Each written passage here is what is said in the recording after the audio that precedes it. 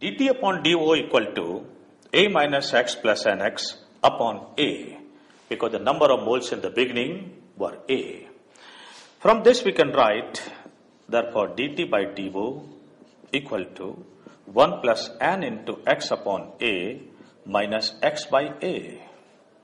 Since x upon A is nothing but alpha, therefore, dt upon dO would be equal to 1 plus n alpha minus alpha, or it is 1 plus alpha into n minus 1.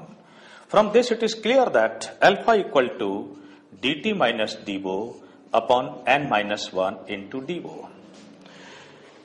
That becomes the final expression for solving the numerical based upon vapor density data. Here is one important point, that how to calculate n for the given reaction. N means how many molecules are obtained per molecule of the reactant. For example, for PCl5 giving PCl3 and Cl2. Since one molecule is dissociating into 2, therefore n will be equal to 2 for this. On the other hand, if we have the reaction 2NH3 equal to N2 plus 3H2, then 2 molecules are giving us 4 molecules. Therefore, 1 molecule will be giving 2 molecules. Again, n becomes equal to 2. It is not necessary that n should always be a whole number. It can be fractional too. For example, for the reaction 2SO3 equal to 2SO2 plus O2, the value of n comes out to be 1.5. Another important point to be noted is that this method cannot be employed for those reactions for which n is equal to 1. For example, dissociation of Hi into hydrogen and iodine. When n becomes 1, alpha becomes infinite.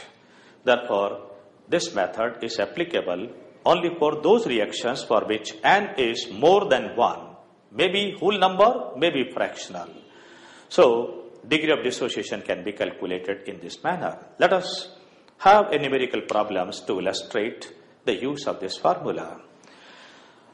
An example of the question is, when PCl5 is heated in a closed vessel to attain equilibrium PCl5 equal to PCl3 plus Cl2, it is found that observed vapor density is 70.0, given that atomic mass of phosphorus is 31 and that of chlorine is 35.5, calculate the degree of dissociation of PCl5 at the temperature of equilibrium.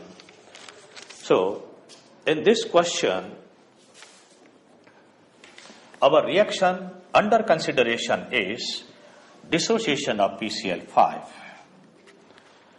PCl5 dissociating into PCl3 and Cl2. Alpha will be equal to, as we have seen, dt minus dO upon n minus 1 into dO.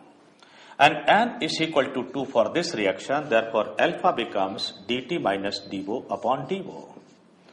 We have already seen it that vapor density is half of the molecular weight.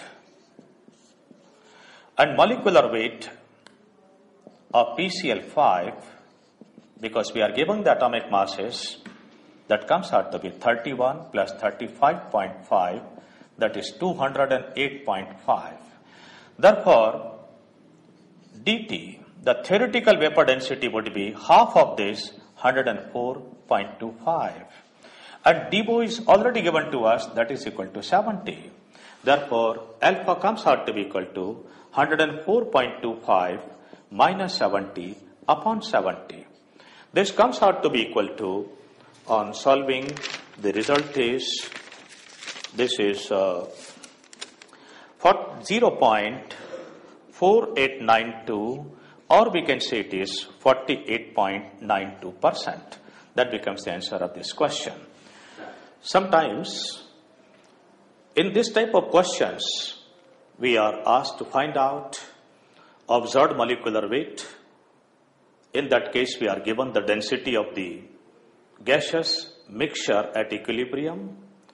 Otherwise, if we know molecular weight, observed molecular weight at equilibrium, we may be asked to find out the value of density of the gaseous mixture at equilibrium. This can be solved very easily in the following manner. We know the gaseous equation PV equal to nRT. Therefore, PV will be equal to W by MO into R into T, where W stands for the mass of the gaseous mixture and MO stands for the observed molecular weight. R, as usual, is molar gas constant and T is the temperature in Kelvin at equilibrium. Therefore, MO can be written as W upon V. V should be in terms of liters into RT upon P, where P is the pressure at equilibrium in terms of atmosphere. This W by V becomes the density of the gaseous mixture at equilibrium in terms of grams per liter. Therefore, MO becomes equal to RTD upon P. Remember again and again that density of the gaseous mixture should be in terms of gram per liter. So once we know molecular weight, observed molecular weight with the help of alpha, we can calculate D, or if D is given to us, we can calculate MO. Once we know MO, we can go for the inverse calculation